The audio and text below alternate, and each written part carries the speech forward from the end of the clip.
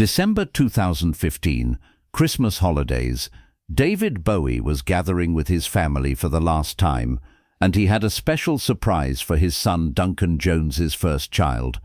Duncan had asked the doctor to write the baby's gender on a card without looking at it himself, then gave it to his father. Bowie would have the honor of being the first person to reveal his grandchild's gender. That Christmas, he delivered the news with a card he drew by hand. 2 weeks later, when the world lost him, Duncan was left with only his father's final gift, that handmade card reading "Circle of Life. Love you, Grandad."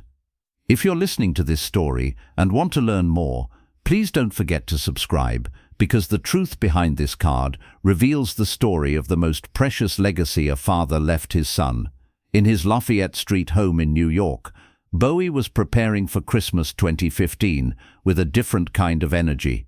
While his 18-month battle with liver cancer continued, he hadn't told his family exactly how serious his condition was. Only his wife Iman, his 15-year-old daughter Alexandria, and son Duncan knew the truth. Bowie sensed this Christmas might be his last, but he didn't let anyone else know. Duncan and his wife Rodine Ronquillo had prepared a very special gift for his father. They were expecting their first child and wanted to give Bowie the chance to learn the baby's gender. They had asked the doctor to write the gender in an envelope without looking at it themselves. They would give this envelope to his father at Christmas, and he would be the first person in the family to learn whether his grandchild would be a boy or a girl. When Bowie heard this proposal, his eyes filled with tears. The cancer treatment had exhausted him, but the news about his grandchild gave him new life energy. "This is very special for me," he told Duncan. "It'll be one of the most beautiful surprises of my life." During those days, Bowie was putting the finishing touches on his Black Star album while also preparing for his own death. However, his dedication to family moments never diminished. The grandchild news reminded him once again of the beauty of life's cycle. Christmas morning on Lafayette Street had a special atmosphere. Bowie had gotten up early and was making coffee in the kitchen. His body aches continued, but he felt more energetic that day. When Duncan and Rodine arrived, they handed the envelope to Bowie. "Ready to become a grandpa?" Duncan joked. When Bowie took the envelope in his hands, he noticed them trembling slightly. He wasn't sure if it was a side effect of cancer treatment or excitement. When he opened the envelope, a huge smile appeared on his face. "A boy," he shouted. "It's going to be a boy." At that moment, everyone in the house started crying with joy. Bowie hugged Duncan tightly. "Son, you've made me very happy," he said. "This child will bring so much beauty into our lives." But Bowie didn't stop there. He immediately asked for paper and pencil and started drawing something. "I need to make a special card for this moment," he said. "This will be the first gift from his grandfather to my grandson." For about half an hour he drew, wrote and decorated carefully. Even though he had arthritis pain in his hands, he wanted to make that card perfect. The card Bowie drew wasn't just a celebration. In this artwork prepared with his artistic soul, there were deep meanings. In the center of the card, he had drawn the circle of life, birth, life, death, and rebirth. This symbol represented the infinite cycle, in accordance with his Buddhist beliefs. He had written "Love you, Grandad" under "Circle of Life." However, small details on the edges of the card caught attention. He had drawn a star and written "Starman" next to it. This was a sign reminding his grandson of his musical legacy. In another corner of the card, he had also drawn a small moon, a reference to Moonage Daydream. Duncan would notice these details in his father's card later. "Dad was always like that," he would say. "He added artistic touches to even the simplest things." This card wasn't just a celebration. It was also a part of our family history. When Bowie finished the card, he handed it to Duncan. "This is for you and Rodney," he said. "But one day when he grows up, show it to my grandson too. Let him know how much his grandfather loved him." What no one noticed that Christmas Day was the small note Bowie had written on the back of the card. Duncan would only discover this months after his father's death. On the back were written these words: "Music lives forever. Love lives forever. January 2016.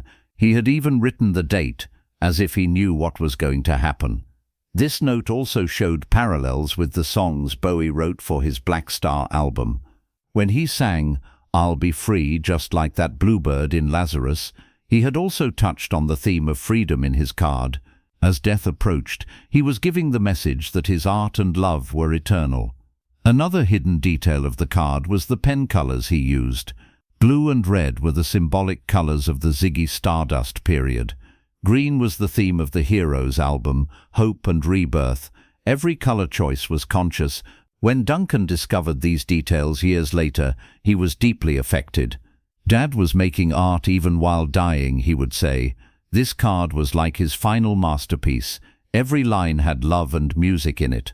After the card-giving ceremony, the family spent the rest of the day together.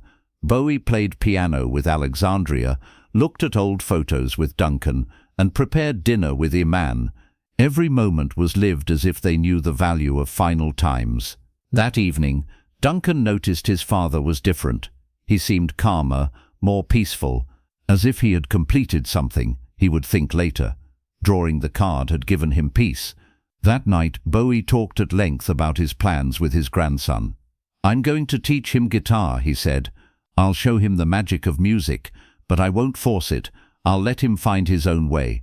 These words left deep impressions on Duncan's heart. Late that night, Bowie had a private conversation with Duncan. "Son, you're going to be a wonderful father," he said. "This child is very lucky. He'll receive both your love and our musical legacy." Duncan would never forget these words.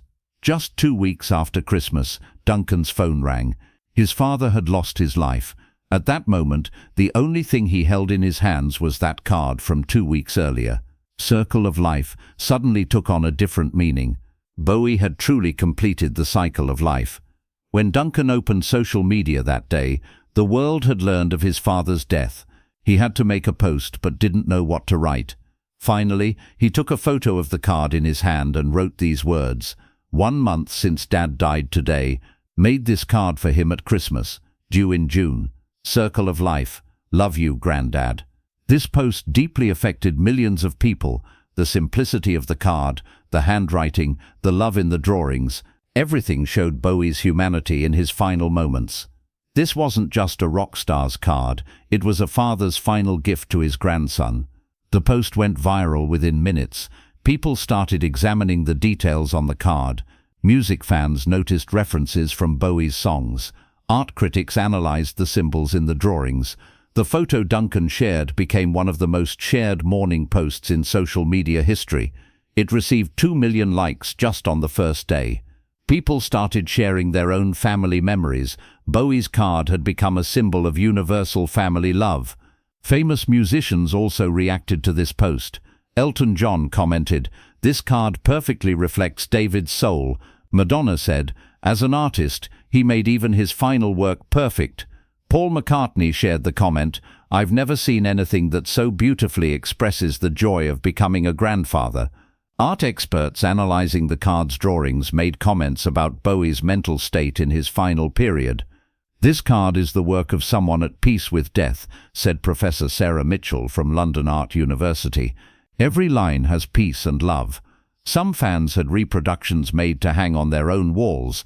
This showed what kind of impact Bowie's final artwork had created. A Christmas card had become an immortal work of art. In July 2016, Duncan and Rodane's son Stenton David Jones was born. His middle name was given in memory of his grandfather. When his son was born, Duncan's first action was to show him his father's card. "This is your grandfather's first gift to you," he told the baby. "He could never see you, but he showed how much he loved you with this card." This moment was emotional catharsis for Duncan. The life cycle that Bowie had foreseen had truly been completed. As Stenton grew up, he would learn the story of this card. Duncan played his grandfather's music to his son and explained the meaning of the card. The little child would hold the card while Space Oddity played and try to imagine his grandfather. The words Bowie wrote on his card, "Music lives forever, love lives forever," came true. While his music continued to live, his love was also being passed from generation to generation. In 2018, at the David Bowie's exhibition that opened at the Victoria and Albert Museum, This card was also displayed. Duncan gave special permission and donated the original card to the museum. Visitors waited in line for hours to see the rock star's most personal work. Exhibition curator Victoria Brockes explained the importance of the card. This card is the perfect union of Bowie's artist identity with his father identity. There's no other work that so beautifully reflects the joy of life, so close to death. In the exhibition, alongside the card, there were also photos from Bowie's final days, moments spent with his family, Black Star recordings, the premiere of the Lazarus musical. Everything reflected the atmosphere of the period when that card was prepared. Visitors spent long periods in front of the card. Some were crying, some were silently taking photos. This wasn't just an exhibition object, it was an emotional experience. Art historians evaluate Bowie's card in the death art category. It holds a very special place among the final period works of great artists, like Van Gogh's Final Letters and Mozart's Requiem. Bowie's card is seen as the final message of an artist at peace with death. Modern art experts emphasize the simplicity of the card. Bowie was an artist who made complex albums and complex stage shows, says art critic Robert Hughes from New York. But his final message came in its simplest form. This shows his artistic maturity. The card's circle of life message also coincides with Bowie's Buddhist beliefs. Bowie, who encountered Buddhism in the 1970s, saw death not as an end but as transformation. The card reflects this philosophy. This card also questions the concept of family art. What is the value of works that professional artists create for personal moments? Bowie's card gives a powerful answer to this question.